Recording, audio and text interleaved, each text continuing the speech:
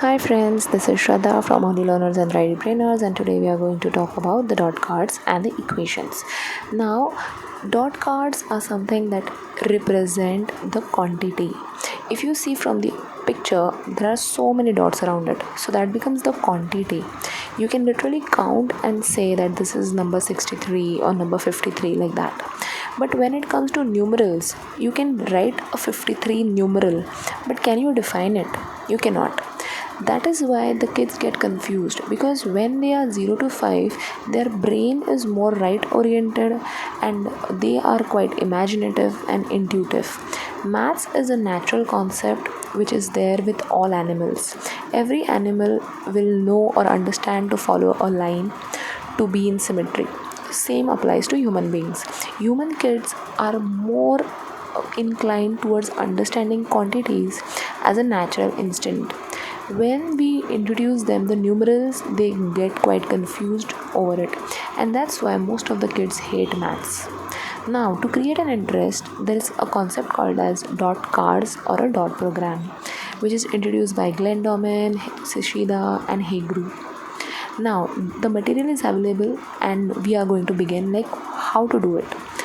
Flashcards are quite big when it comes to dot cards, so you can place it on the floor one by one. Like you can place one, then two, then three. Dots represent the true value of the quantity. Like for example, if there are 10 dots, it literally means that there are 10 dots. But when we write 10, 1, 0 like that, or the numeral, the child will not understand it. But when you introduce dot cards to them, over the time when you relate it, they can understand that okay, this is 1, that means one quantity, this is 2 means two quantities, like that. Now if you see, there is this less than sign. Now this becomes the part of equations. So when you start with your child maths program, there are three aspects to it. First is just showing them the dots. Second, you teach them plus minus and algebra, like multiplication, division.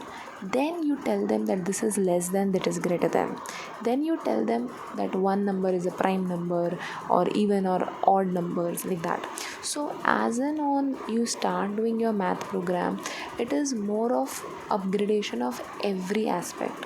You can do the maths program for 1 year at a stretch, and your child will never get bored of it. But the attention span of kids is very less when it comes to dot cards, maybe because they understand it far easily and quickly. So when you start with 10 cards first. So 1 to 10 and 10 to 20 is more than enough. If you do not have the budget, it's fine to restrict yourself for this 20 cards. But if your budget allows, you can definitely buy 100 cards and begin your program.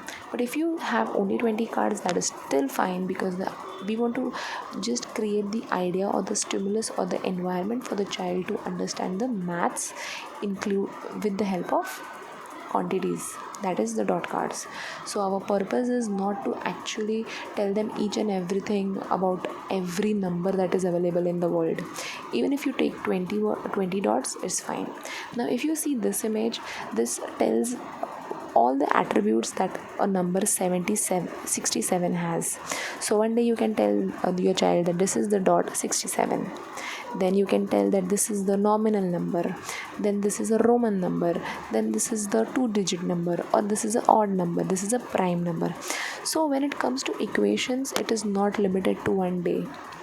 It can be done for the entire year. Like example, you can select this number and you can take approximately 8 to 9 days to just give information about this particular number to your child.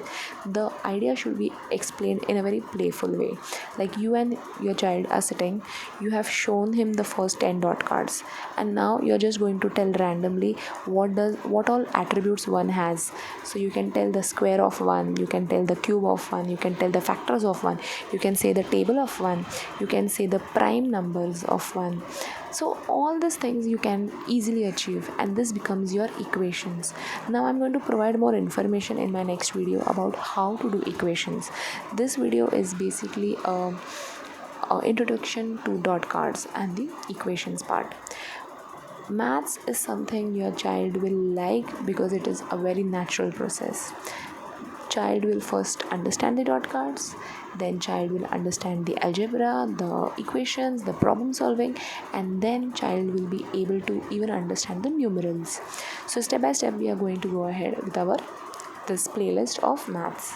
So this is my first video, and this video has mainly explained you what are dot cards, what are equations, and what are different variety of attributes of maths that you can teach your child.